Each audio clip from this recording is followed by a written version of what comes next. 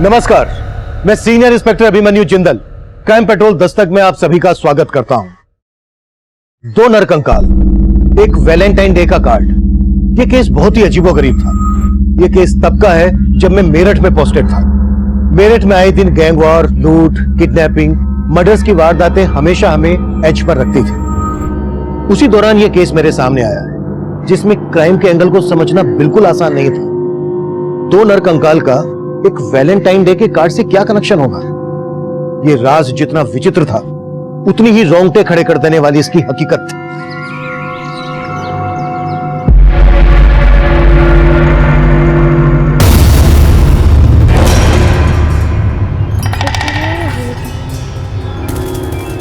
क्या हुआ माँ? कुछ नहीं, तुम लोग पढ़ाई करो। हाँ माँ, हमारी गर्मियों की छुट्टियाँ आने वाली है, आप हमें बाबूजी के पास शहर लेके जाओगे? नहीं बेटा, इस बार हम लोग नहीं जा पाएंगे। हाँ पर क्यों नहीं माँ?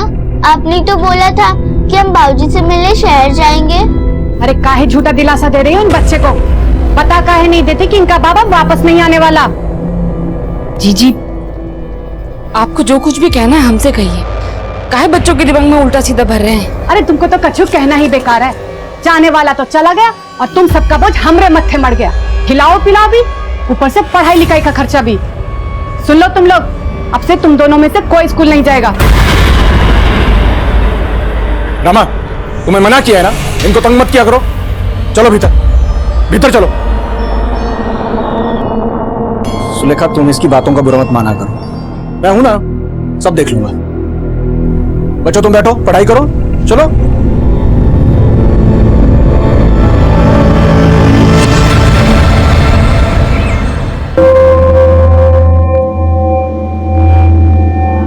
अब तुम्हारी बारी। अच्छा, तो इसलिए मुझे मार्केट भेज रहे थे ताकि इस नौकरानी के साथ रंगरलियां मना सको। कमरा साफ करने के लिए आई थी। सब समझती हूँ मैं। और तू चल निकल मेरे घर से, निकल।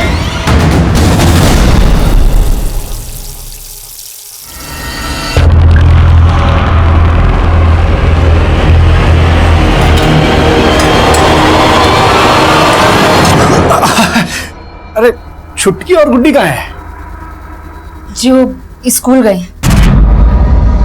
फिर कहा सोचा है जिंदगी के बारे में? मेरा मतलब अकेली रहती हो, पति के बिना अच्छा नहीं लगता होगा ना। अब देखो तुम्हारी बिटिया का पालन पोषण कर रहे हैं, उसके बदले में कुछ तो चाहिए ना। बात सुनो, देखो सुख मनाओ, हमने तुम्हें इस घर से बाहर नहीं जाने दिया। हमारी बात मान लो, सब आगे अच्छा ही होगा। क्या चल रहा है सब? कुछ नहीं। देखो तुमने ठीक कहा था, इस पर रहम नहीं करना चाहिए था। हमसे गंदा रिश्ता बनाना चाहती है। देखो गलत बात तो आप कर रहे थे जीजी। हमको क्या समझ में नहीं आता कि क्यों हमसे मीठा मीठा बोलते हैं। देखिए जीजी, हमारा घर जमीन हमारा हिस्सा दे दीजिए, हम अपने बच्चों का पालन पोषण खुद कर लेंगे। हिस्सा? क्या बोली तुम? हिस्सा चाहिए तुमको? तुम्हारा शरीर कलम बोलते बोलते नोच करके ना तुम्हारा हिस्सा कर देंगे। एक तो हमारे पति पे डोरे डाल रही हो, ऊपर से हिस्सा मांगती हो। चल निकल। नहीं जीजी, हमारी बात तो है ना, निकलो, हमारी बात तो सुन लीजिए। जीजी जीजी ठीक हो ना? जीजी जीजी, ये कुलच्छनी डायन है, डायन। मेरी पत्नी पेट से थी और इसने उस पर हाथ रखा, मेरा बच्चा मर गया।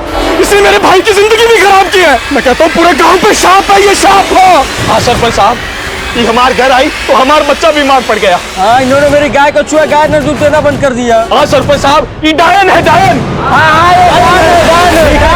लोग शांत हो जाइए, पंचायत अपना फैसला सुनाती है। आज से अवध सिंह की पत्नी सुलेखा खां इस गांव में हुक्का पानी बंद किया जाता है।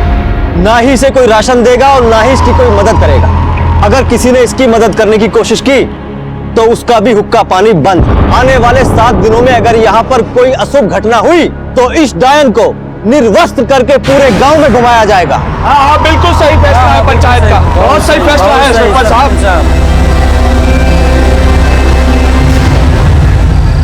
माँ, बहुत भूख लगी है। माँ, तुम लोग बैठो, मैं भी आती हूँ।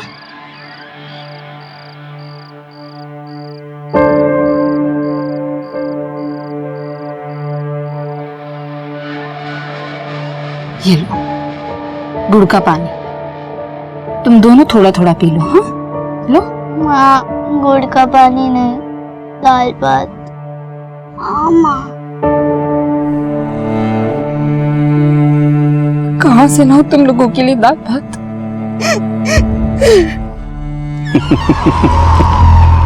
हमको आंख दिखाना कितनी बड़ी गलती थी, हाँ?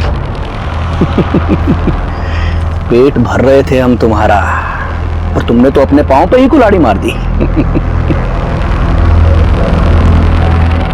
तो अब भी चाहे ना तो मैं तेरा और तेरे बच्चों का पेट भर सकता हूं।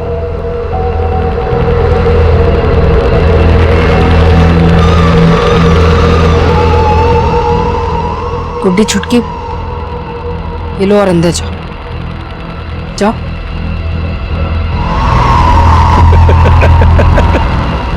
अरे वाह, तू तो बहुत जल्दी मान गया।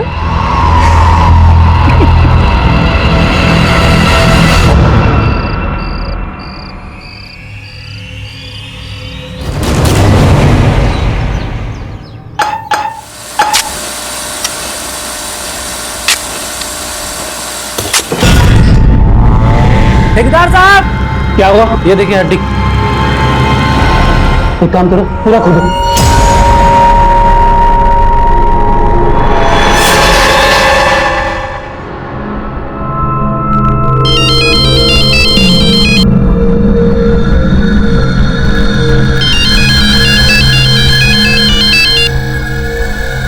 क्या हुआ? क्यों बार बार फोन कर रहे हैं? सर यहाँ बेडरूम के फर्श के नीचे खुदाई कर रहे थे तो 2 नर कंकाल निकले। क्या? अरे अकल की बैगन, तुझे कहा किसने था बेडरूम खोदने के लिए? अब सर टाइल्स लगवाना है और वायरिंग फिटिंग करनी है तो खुदाई तो करनी पड़ेगी ना। अभी किसी को कुछ पता नहीं चलना चाहिए। सर आप फोन नहीं उठा रहे थे तो मैंने पुलिस को कॉल कर दिया।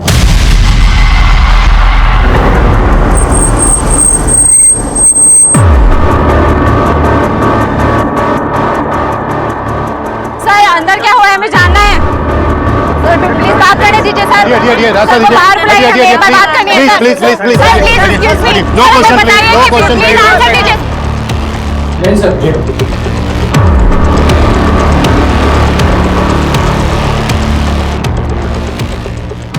सर इस घर का मालिक मनोहर लाल है, और इस घर में जो ठेकेदार काम कर रहा है उसी ने मनोहर लाल को इन्फॉर्म किया था।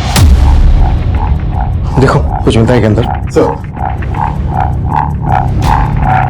सर घड़ी।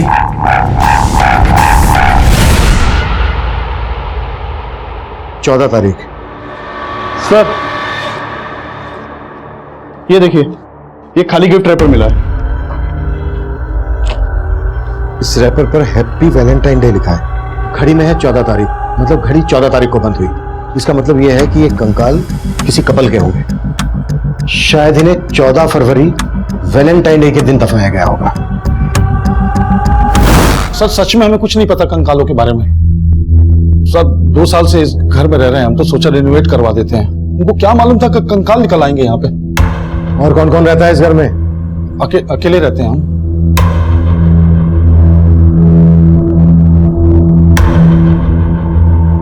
ठीक, जिनके कंकाल है उन्हें कितने समय पहले दफनाया गया होगा? अभी ये बात बताना मुश्किल है सर। सर किसी भी बॉडी को 1 साल दफनाने के बाद वो कंकाल में बदल जाती है। Thank you.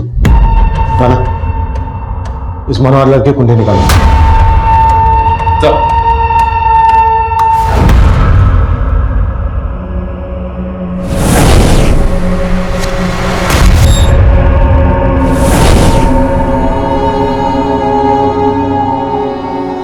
क्या हुआ चुटकी? संभालो, हम हैं ना।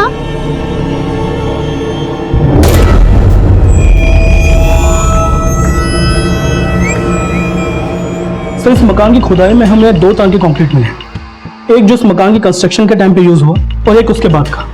मतलब ये हत्याएं इस मकान के कंस्ट्रक्शन के बाद हुई हैं, जब ये मकान बन चुका है। Yes sir. उसके बाद बेडरूम में गड्ढा खोदकर इन लाशों को दफना दिया गया, और उसके बाद कंक्रीट और टाइल से उसको कवर कर दिया गया। शर्मा, पता करो ये मकान कब बना था। कंकाल के साथ जो हमें हैप्पी वैलेंटाइन डे लिखा हुआ रैपर मिला है, और 14 तारीख को बंद हुई घड़ी मिली है। 14 फरवरी और उसके आसपास की जितनी भी मिसिंग कंप्लेन है, आसपास के सभी थानों में पता कर। आवाज लग रही है डियर आसन। बिजलियां गिराने का इरादा है? तुम्हारे लिए गिफ्ट लेकर आया हूं, ये। पर इसे यहां मत खोलना, घर जाके। एक मिनट, हाँ, एक अर्जेंट फोन है। हाँ तो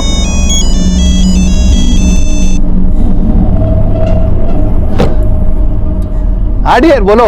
पहले तुम बताओ कि तुम किस डियर के साथ हो। क्या बात कर रही हो तुम? अरे जरूरी मीटिंग में हूँ भाई। अच्छा, और मैं तुम्हारे ऑफिस में तुम्हारे मैनेजर के सामने खड़ी हूँ। अब तुम मुझे बताओ कि तुम्हारी किस लड़की के साथ मीटिंग चल रही है। कैसी? वो क्या? अगर 15 मिनट में तुम घर नहीं पहुँचे तो वहीं आकर तुम्हें और उस लड़की को जान से मार डालूंगी, समझे? अरे मनोहर की वाइफ रीमा गायब है? हाँ सर, 1.5 साल पहले तक तो रीमा का मनोहर जी के साथ ही रहती थी, पर अचानक फिर वो गायब हो गई। और जब भी हम मनोहर जी से इस बारे में पूछते थे तो वो टाल देते थे। क्या वजह हो सकती है? मनोहर का और उसकी बीवी का आपस में कोई झगड़ा? सर, दोनों में लड़ाई झगड़ा तो बहुत होता है। एक बार मैंने खुद उनको लड़ते हुए देखा था। सर, मैंने रीमा को बोला भी था कि वो जाके पुलिस में शिकायत कर दे, पर उसने मेरी सुनी नहीं। फिर उसके 1 हफ्ता बाद से वो दिखी नहीं, और उसके जाने के बाद ही उसके घर में एक औरत का आना जाना शुरू हो गया। कौन थी वो औरत? शायद उसके ऑफिस की होगी। गुड्डी, ये फल है ना, वो सुंदर अंकल को देके आना और उनसे 175 रुपए लेके आना। ठीक है काकी, चल।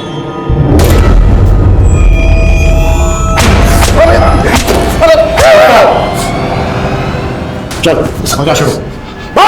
सर, जरूर आपके किसी ने कान भरे हैं सर। हमने अपनी बीवी को मारा ही नहीं है सर, वो खुद हमें छोड़ के चली गई। आजकल कहाँ है रीमा? सर, हमको मालूम नहीं सर। तेरी पूरी पोल पट्टी खुल गई है। धोखा दे रहा था ना अपनी बीवी को? सर, आप जिस औरत की बात कर रहे हैं वो हमारी कलीग थी सर, मीनाक्षी। हम और वो अच्छे दोस्त हैं सर। धोखा तो हमारी बीवी ने हमको दिया है सर। हमारे ऑफिस में एक हमारे जूनियर रोहन के साथ उसका चक्कर चल रहा था सर।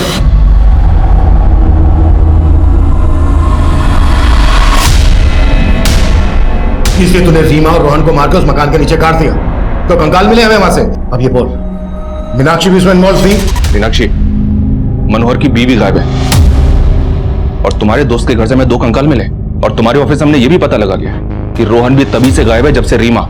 तुमने नहीं तो क्या अकेले मनोहर ने कांड किया है? अपनी पत्नी का पता बोल, हमें उसके मैके वालों से मिलना है। सर, रीमा का यहाँ कोई नहीं था सर, और हम भी रीमा को अपनी शादी के सिर्फ 6 महीने पहले से ही जानते थे सर। रीमा मनोहर की दूसरी पत्नी है। पहली पत्नी तो 10 साल पहले ही गुजर गई थी। 2 साल पहले ही रीमा और मनोहर ने शादी की थी। सर, वो कंकाल रीमा और रोहन के हैं ही नहीं, पुराना कांड है सर। कोई हमसे पहले जो रहता होगा ना, उसने किसी कपल को गाड़ दिया होगा वहां ले जाके। तेरे से पहले कौन रहता था वहां? सर, ओम प्रकाश बिल्डर से लिया था हमने मकान। आज कहाँ ले जा रहे हो हनी? आज हाईवे रिसोर्ट पे कमरा बुक किया है तुम्हारे लिए। इसका फोन आ गया, एक मिनट। हाँ बोलो। सर, कहाँ हैं आप? क्या? मेरी बीवी फिर से ऑफिस आ गई क्या? सर, बीवी नहीं, आफत आई है। पुलिस को आपके घर से 2 कंकाल मिले। क्या बकवास कर रहे हो तुम? किसने खबर दी है तुम्हें? सर, अगर आपके पास फुर्सत है तो खुद चेक कर लीजिए।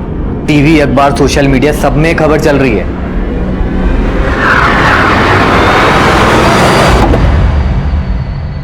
रुक, पैसे लेके आता हूं।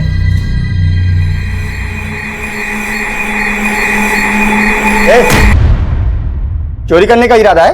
नहीं अंकल। अंकल की बच्ची, बताओ तेरे मालकिन को। मैंने तुम पे भरोसा किया और मुझे ये क्या सुनने को मिल रहा है? तुम चोरी कर रही थी? नहीं काकी। मैं कम इन सर? यस कम इन। सर, मैं रजिस्ट्रार ऑफिस में रजिस्ट्रार से मिला था, तो पता चला कि वो मकान 10 साल पहले बनाया गया था, और सबसे पहले वो मकान ओम प्रकाश नाम के बिल्डर ने बनाया था। तो ये ओम प्रकाश, सर, ओम प्रकाश ने ये मकान मोहन राकेश को बेच दिया था, और फिर 1 साल बाद इसने मोहन राकेश से वो मकान दोबारा खरीद लिया, और सर ओम प्रकाश ने कुछ महीने बाद वो मकान वापस बेच दिया मनोहर लाल को। उसे गौर करने वाली बात यह है कि ओम प्रकाश ने रीसेल में जिस दाम पे ये मकान खरीदा था उससे कम में उसे बेचा। एक बिल्डर अपने ही बनाए हुए मकान को कम कीमत पर क्यों बेचे?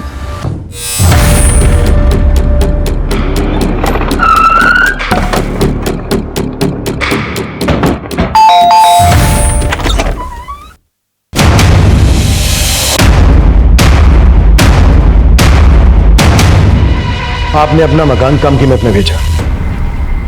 ऐसा होता नहीं है कि कोई बिल्डर खुद की बनाई हुई प्रॉपर्टी नुकसान में बेचे। नहीं नहीं, वैसी बात नहीं है सर। क्या है, मेरे को फैमिली के लिए थोड़ा बड़ा घर चाहिए था, इसलिए मैंने वो घर निकाल दिया। बाकी और कोई बात नहीं है सर। कहीं ऐसा तो नहीं है कि कम कीमत में इसलिए बेचा क्योंकि दो लाशें दफन थी जमीन के नीचे, उस कपल को मार के गाड़ दिया? कौन थे वो लोग जिनके कंकाल मिले हमें? सर ये आप क्या कह रहे हैं? मुझे कुछ भी पता नहीं है सर। मैंने वो मकान बनवाया जरूर था, लेकिन मैं कभी रहने के लिए नहीं गया। मैंने वो मकान मोहन राकेश को बेचा था सर। वो हापुड़ में रहता है। बाद में उसको वो मकान दोबारा बेचना था तो मैंने खरीद लिया सर। ये लीजिए, बाकी मैं ट्रांसफर कर दूंगा। सर वो दोनों नरकंकाल किसके थे मुझे नहीं पता है सर।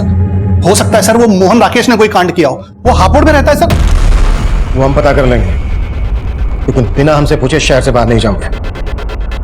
नहीं, बिल्कुल नहीं चाहूंगा सर।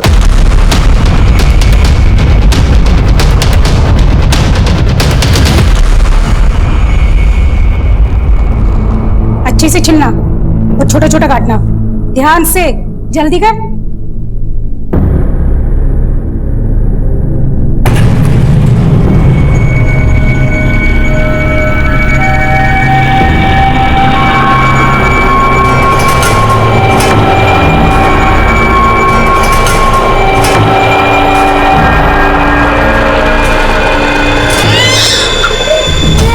नन्हे, क्या हुआ? नन्हे,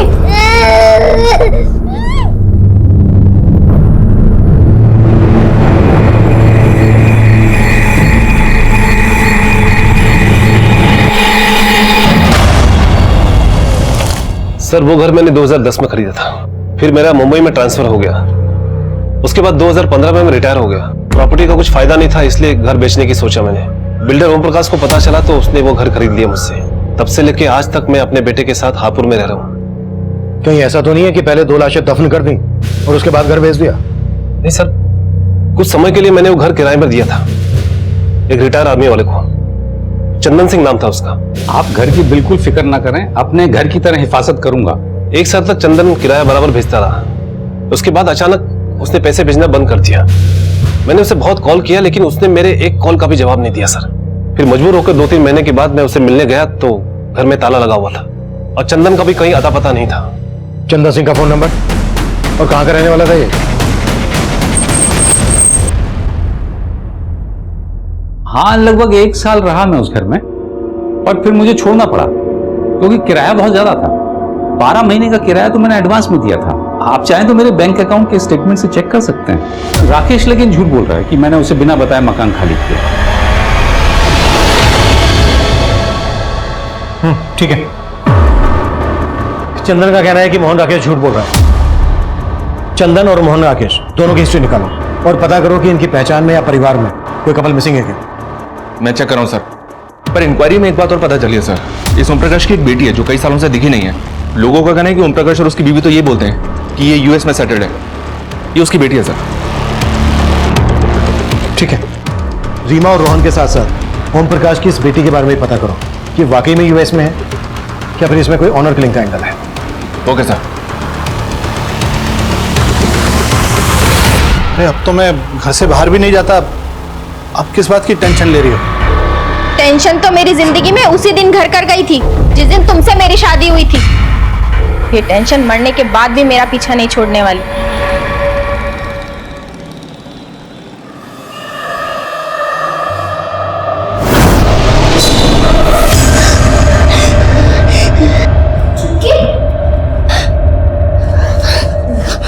क्या हुआ चुटकी? फिर से वही सपना देखो? चुटकी चुप हो जा। चुटकी कुछ नहीं हुआ। क्या हो रहा है ये?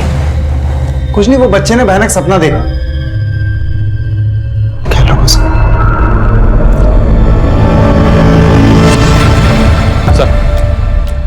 सर मैंने पता किया, ओम प्रकाश की बेटी वाकई में यूएस में सेटल्ड है। लेकिन सर एक मिसिंग कपल मिला है जिसका कनेक्शन ओम प्रकाश के साथ है।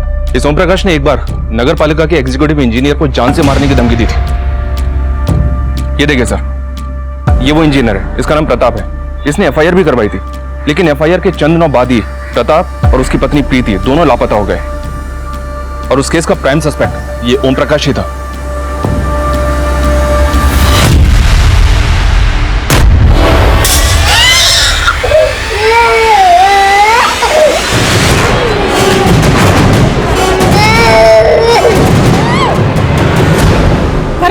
जला दिया ना मेरे बेटे को। हाँ, अब बताती हूँ मुझे जलन क्या होती है। चल बताती हूँ।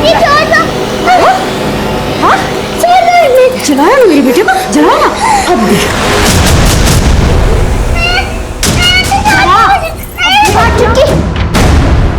जल्दी कर, रुक, बुढ़ी रुक।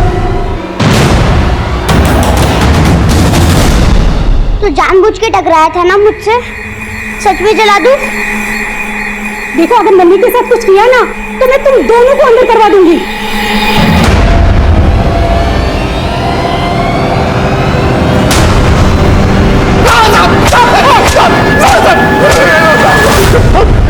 चल बोल, वो एग्जीक्यूटिव इंजीनियर प्रताप और उसकी पत्नी कहाँ है? बेवजह शक कर रहे हैं सर मुझ पर। सेशन कोर्ट ने भी मुझे बरी कर दिया है साहब। मेरे खिलाफ कोई सबूत नहीं मिला साहब। सबूत तो अब मिला है। दो कंकाल मिले तेरे बनाए हुए मकान में, और वो केस भी अब फिर से खुलेगा। सर बात सिर्फ इतनी सी है कि मैंने उस इंजीनियर को थोड़ा सा धमकाया था साहब। सर वो एक नंबर का भ्रष्ट आदमी था। डिपार्टमेंटल इंक्वायरी चल रही थी सर, आप पता कर सकते हैं उसके खिलाफ। उसको लगा कि वो अरेस्ट हो जाएगा, इसलिए वो गायब हो गया। सर अब गाजियाबाद थाने में जाके पता भी कर सकते हैं, पर उसके गायब होने में मेरा कोई हाथ नहीं है सर। जब तक सच ना खुले ना।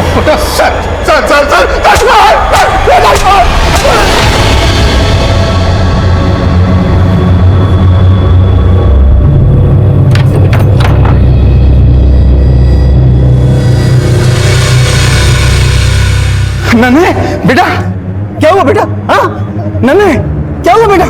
लक्ष्मी, लक्ष्मी, लक्ष्मी, लक्ष्मी, क्या है ये सब? तुम्हारी करतूतों की वजह से उन लड़कियों ने मुझसे और नन्हे से बदला लिया। तुमने उनके साथ ऐसा किया? छी!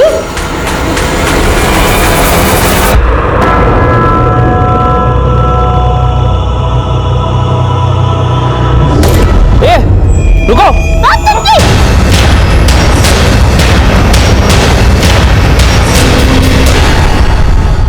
सर, इंजीनियर प्रताप और उसकी पत्नी प्रीति 3 साल पहले फरवरी से गायब है, और मनोहर की दूसरी बीवी रीमा और रोहन का भी अभी तक कुछ पता नहीं चल रहा है।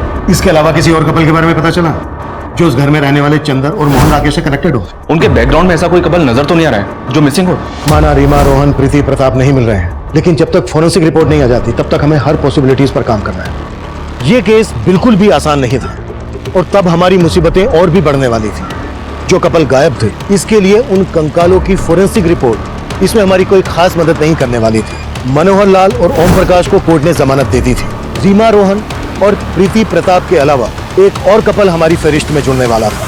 सर, ये विजय, ये इस एरिया में 7 साल से रह रहा है। बोलो विजय। साहब, यहाँ पास में फैक्ट्री है, वहाँ काम करता था वो मुझे दिखा था एक बार यहाँ। अरे जितेंद्र, तू यहाँ? विजय, अरे इधर कुछ काम था, चल मिलते हैं। चल ठीक है, बाय। साहब, तब उसको मैंने चंदन अंकल घर आते हुए देखा था। उस मेड ने दरवाजा खोला था। थैंक्स विजय। क्या तुम वो फैक्ट्री हमें बता सकते हो जहाँ जितेंद्र काम करता था? जी, यही पास में है। जी हाँ, मैं जब वहाँ रहता था तो एक मेड कुछ दिन के लिए मेरे यहाँ काम करने आया करती थी, लेकिन मैं किसी जितेंद्र को नहीं जानता। मुझे तो ये भी नहीं पता कि कोई जितेंद्र नाम का आदमी उस मेड से मिलने आया करता था। अब कहाँ है वो मेड? मुझे इस बारे में नहीं पता सर। उसने सिर्फ 6-7 दिन मेरे यहाँ काम किया था, मुझे तो अब उसका नाम तक याद नहीं है। कोई 6-7 दिन के लिए मेड तो रखता नहीं। कहीं ऐसा तो नहीं है कि वो आपकी मेड नहीं कोई और थी जिसका जितेंद्र के साथ अफेयर था? जितेंद्र भी 2 साल से गायब है, क्यों वो दोनों कंकाल इन्हीं दोनों के तो नहीं? अरे सर, कैसी बात कर रहे हैं आप? उस दौरान मुझे एक मेड की जरूरत थी, इसलिए मैंने आसपास के लोगों को बोला था, और वो खुद काम मांगने आई थी मेरे पास। आपको काम वाले बाई की जरूरत थी? हाँ हाँ जी, मैं घर के सारे काम करती हूँ, आप मुझे रख लीजिए। सर, उसने सिर्फ 6-7 दिन काम किया था, उसके बाद अचानक आना बंद कर दिया। मुझे लगा शायद उसको काम जमा नहीं होगा। शिवजी सर, मैं उस फैक्ट्री के मैनेजर से मिला। उसने बताया कि 2 साल पहले जितेंद्र ने अचानक से फैक्ट्री आना बंद कर दिया था। वो वहाँ डेली वेजेस पर काम करता था, इसलिए सबको लगा कि शायद उसने कहीं और काम पकड़ लिया होगा। सर, जितेंद्र के कोवर्कर ने बताया कि उसका मंजरी नाम की एक लड़की के साथ अफेयर था, जो उससे मिलने के लिए फैक्ट्री में आती थी। सर, ये मंजरी वही मेड हो सकती है जिसको विजय ने चंदन के घर देखा था। फैक्ट्री से जितेंद्र का नंबर मिला तो है, लेकिन बंद है। उस नंबर के कॉल रिकॉर्ड चेक लो और पता करो कि वो नंबर कौन से एड्रेस पर रजिस्टर्ड है। Right sir.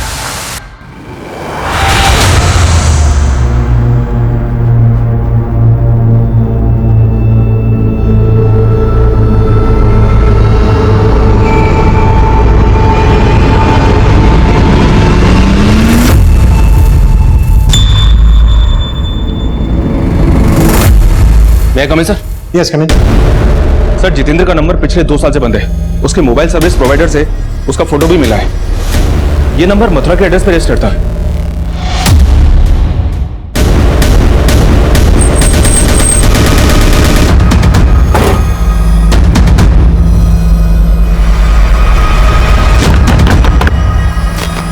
जितेंद्र जी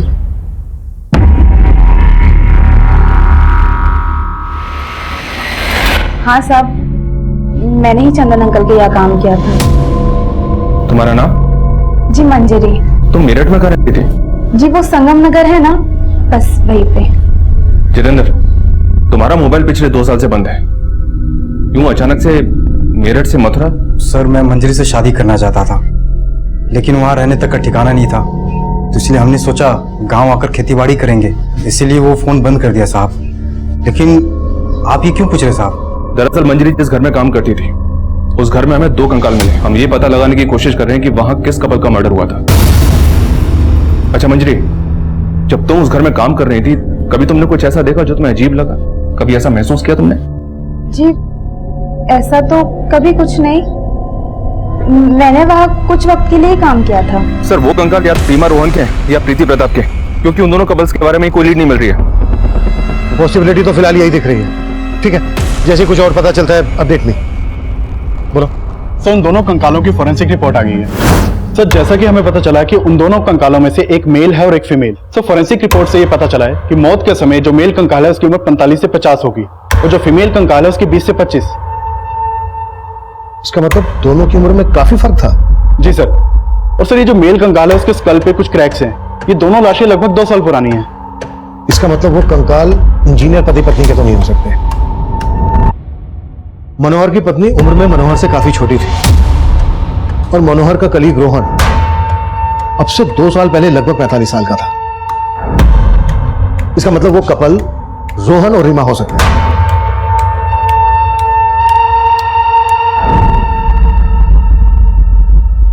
राना, मनोहर को लेके आओ क्विक। मैं कम इन सर? यस कम इन। सर जितेंद्र और मंजरी ने जो अपना एड्रेस दिया था मेरठ का, वो गलत निकला। व्हाट? मंजरी और जितेंद्र ने गलत एड्रेस दिया था?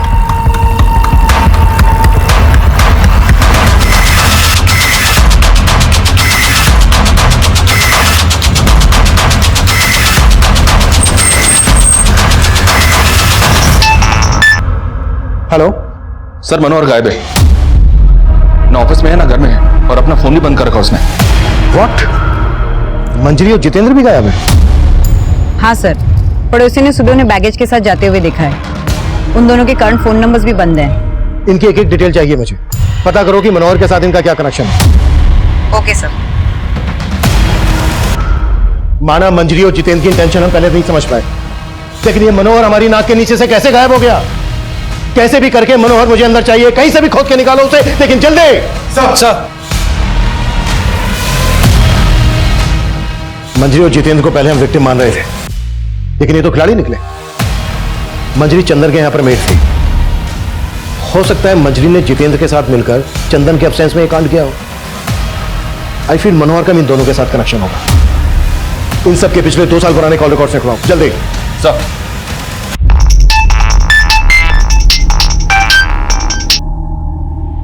हेलो सर जितेंद्र के पड़ोसियों से पूछताछ की तो पता चला कि मंजरी यूपी के सिकंदरपुर गांव की थी।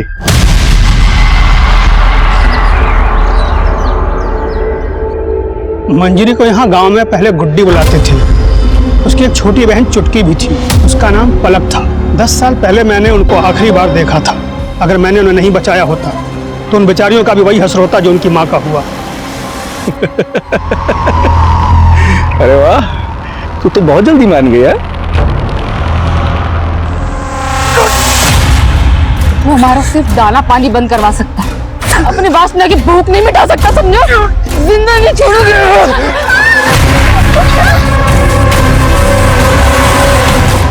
मैंने उन्हें उस वक्त तो भगा दिया था। क्या उनकी माँ को गांव वालों ने मार दिया? नहीं साहब, गांव वालों ने नहीं, प्रेम ने अपने कुछ साथियों के साथ मिलकर सुलेखा को मार डाला। गांव वालों के लिए सुलेखा पहले से ही डाइन साबित हो चुकी थी। उसकी मौत पर आंसू बहाने वाला कोई नहीं था। तरह तरह की भ्रांतियां भर दी गांव वालों के मन में। उसका फल मिला उसे, तिल तिल के मरा। 2 साल तक खाट से नहीं उठा मरने से पहले। लेकिन मंजरी किसी जितेंद्र नाम के लड़के के साथ शादी करके रह रही थी मथुरा में। वो तो मुझे नहीं मालूम साहब। और उनके पिता? अवध सिंह, वो मेरठ में रहते हैं। वहां उन्होंने किसी और औरत के साथ शादी करके घर बसा लिया। मेरठ में जहाँ रहते हैं उनका पता दीजिए।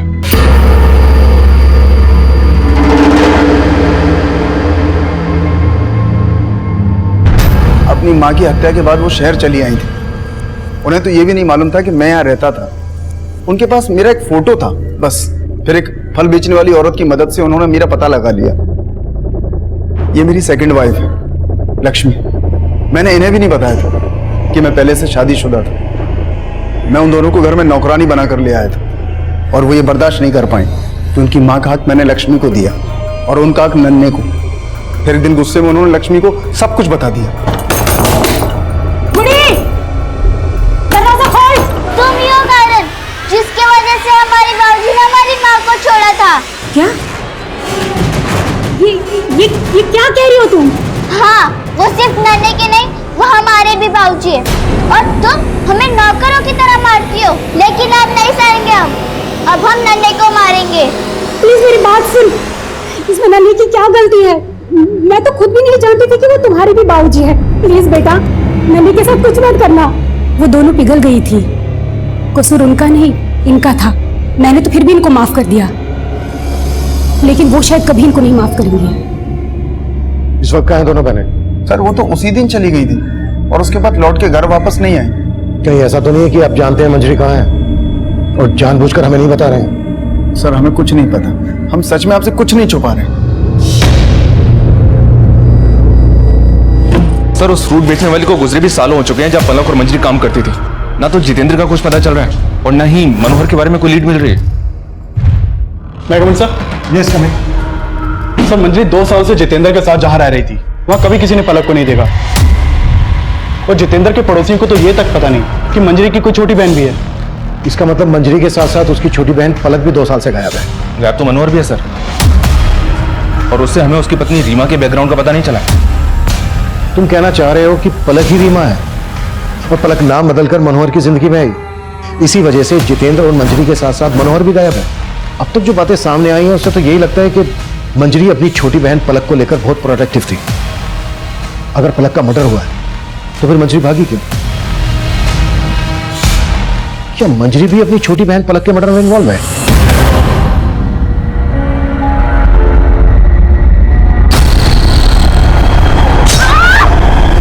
सर हमने मनोहर, चंदन, जितेंद्र और मंजरी के 2 साल पुराने कॉल रिकॉर्ड्स निकाले। मनोहर का जितेंद्र और मंजरी के साथ तो कोई कनेक्शन नहीं मिला है, लेकिन चंदन, जितेंद्र और मंजरी के कॉल रिकॉर्ड्स में एक कॉमन नंबर मिला है। वो नंबर किसी सोनलाल का है। ये सोनलाल है सर, और इसका फोन भी 2 साल से बंद है। सर मंजरी के ऊपर कोसी हाईवे के पास रोहतनगर में जानलेवा हमला हुआ है और कोसी पुलिस ने मंजरी की फोटो सारे थानों में सर्कुलेट कर दिया है। सर जिस वक्त मंजरी के ऊपर हमला हुआ उसका बच्चा भी उसके साथ था। सर एक आई विटनेस ने जितेंद्र को मंजरी के ऊपर हमला करते हुए देखा था। सर मंजरी जिंदा है और उसका इलाज चल रहा है और कोसी पुलिस जितेंद्र को कोसी में सब जगह ढूंढ रही है। देख, अब अगर कुछ भी छुपाया ना तो हमारे हाथ चलेंगे। ये सोहनलाल कौन है? और ये रीमा मंजरी की छोटी बहन पलक है ना? नहीं सर, ये पलक नहीं है। सर कोसी पुलिस ने जितेंद्र को अरेस्ट कर लिया है।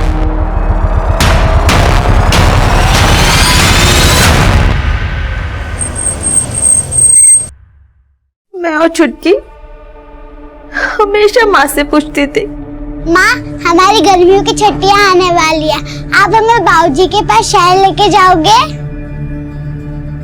लेकिन माँ कोई ना कोई बहाना बना के बात टाल लेती थी।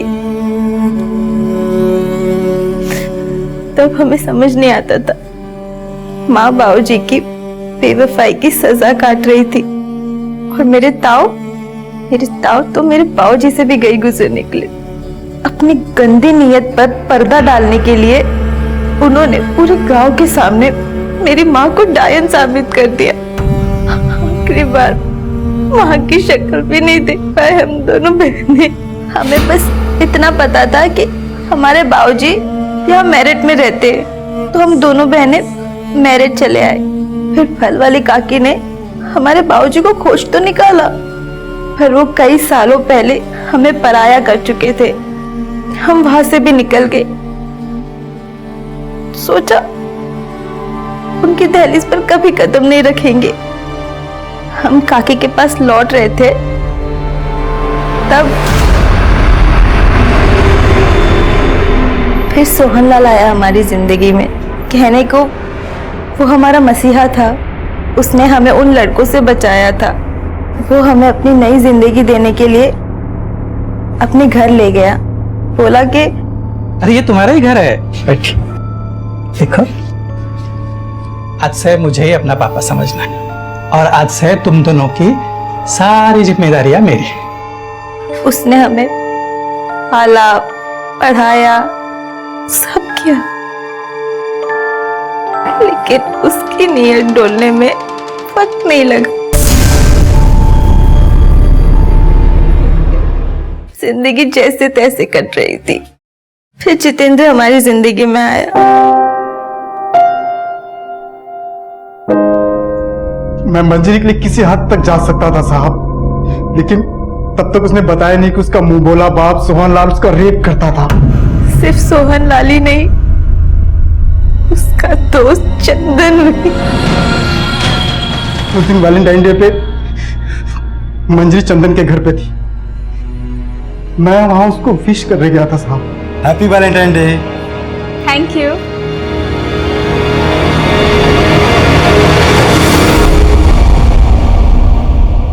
ये क्या हो रहा है मेरे घर पे? हाँ? एक और तू साले, तेरे इतनी मजाल, तू मेरे घर पे। अगर मैं उस शैतान को पहले ही मार देती तो आज मेरी चुटकी। साहब मैं बहुत घबरा गया था। मेरे चटके। जितेंद्र ने मंजरी के लिए और मैंने अपने लिए लाश वहीं गाड़ने का फैसला किया।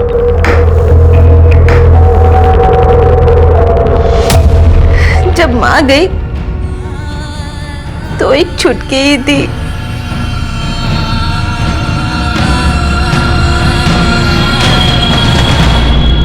जिससे लिपट कर रो सकती थी, लेकिन अब वो चली गई है तो कोई नहीं है। जितेंद्र भी नहीं। मंजरी से शादी तो कर ली, लेकिन सहन नहीं कर पाया कि मेरे और मंजरी के बीच सोहनलाल मरा ही नहीं था। वो मेरा बच्चा नहीं था, वो सोहनलाल का बच्चा था साहब। और जब आप हमसे मिलकर गए तो मंजरी काफी डर गई थी। पुलिस हम तक पहुंच गई है जितेंद्र। अब हम और नहीं भाग सकते हैं। मैं पुलिस को जाके सब सच बता देती हूँ।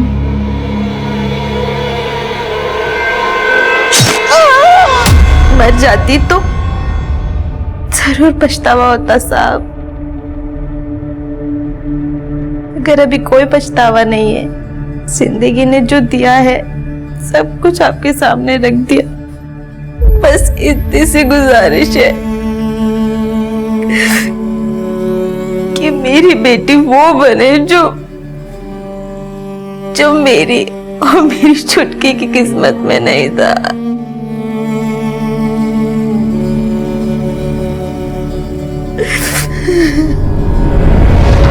सोहनलाल एक लंबे अरसे से मंजरी के साथ रेप कर रहा था।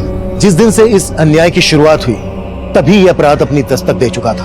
अगर मंजरी पहले ही हिम्मत करके मदद मांगने हमारे पास आई होती तो शायद उसे न पलक के लिए अफसोस होता, न अपनी बेटी के भविष्य के लिए। चंदन और सोहनलाल जैसे लोगों के लिए मौत की सजा भी कम है, लेकिन इस केस की विडंबना यह है कि सोहनलाल की मौत के लिए मंजरी को सजा भुगतनी पड़ेगी। वो दो कंकाल उस घर से मिलने के बाद हमारे सामने और भी दो केसेस के गड़े मुर्दे खुले, रीमा रोहन और प्रीति प्रताप। इनका गायब होना आज भी रहस्य बना हुआ है। मनोहर लाल और ओम प्रकाश अब भी इन केसेस में हमारे सस्पेक्ट हैं। अब मैं सीनियर इंस्पेक्टर अभिमन्यु जिंदल आप लोगों से विदा लेता हूं। आपसे फिर मुलाकात होगी एक नए केस के साथ। स्वस्थ रहिए, सतर्क रहिए और देखते रहिए क्राइम पेट्रोल दस्तक। मकसद बताना नहीं, बचाना है। क्राइम पेट्रोल के ऐसे ही मजेदार एपिसोड्स देखने के लिए हमारे चैनल को सब्सक्राइब करें